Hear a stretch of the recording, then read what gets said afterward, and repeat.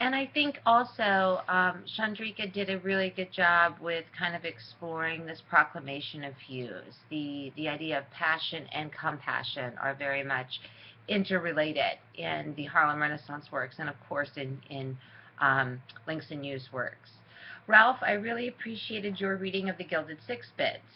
I think, excuse me, I think that this was a good observation of both some of the elements that we've explored before with dialect and setting, but of course it was also a very real take on something that was actually happening, and so I appreciate you engaging that.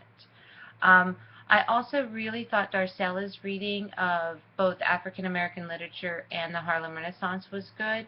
I also appreciate the contemporary poetry reading, particularly your focus on Ginsberg's A Supermarket in California.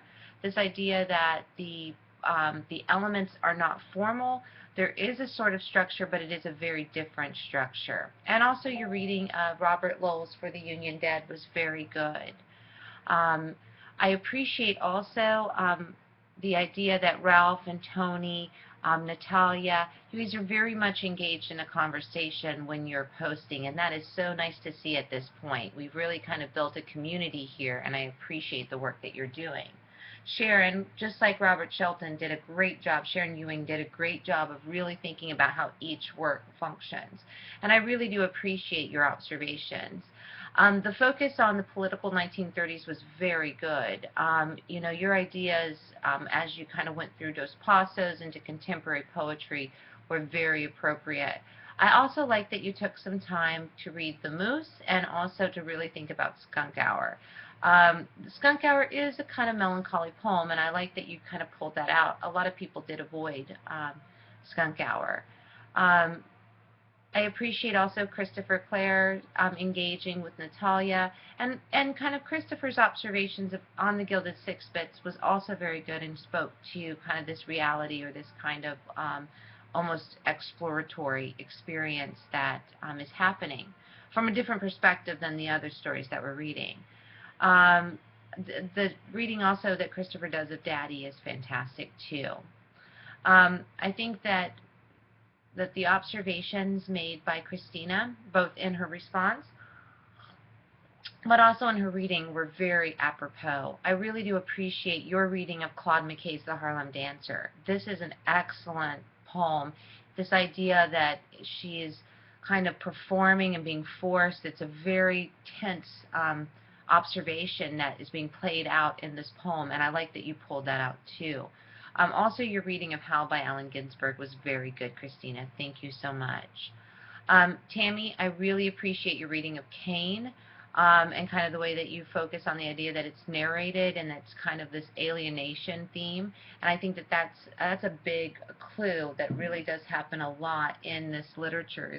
There are themes of alienation, of exile, of being removed from yourself, of living in an age of anxiety, which Tony kind of focused on in a way with his reading of contemporary poetry. I do get the sense that Tony mentioned having tension and not really understanding what the different texts said and how it really functions. And that's okay to have that expression. And Natalia, fantastic job on your reading. Sharon and Robert and Natalia, you guys have really went above and beyond in your postings, and I really do appreciate the way that you're being thoughtful and engaged in your responses to your peers, but also in your responses to the literature, and I think that's important.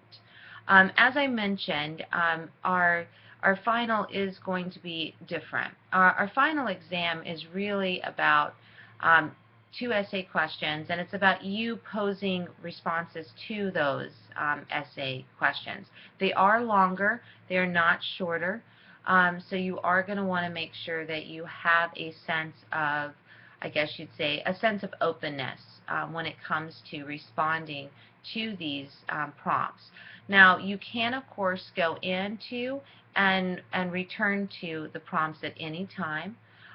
These are not going to be closed to you, and you can vary, with this being week 8, the start of week 8 right now, I'm going to actually be starting I will open the final on the 1st of October. I'm just going to make a little note for myself.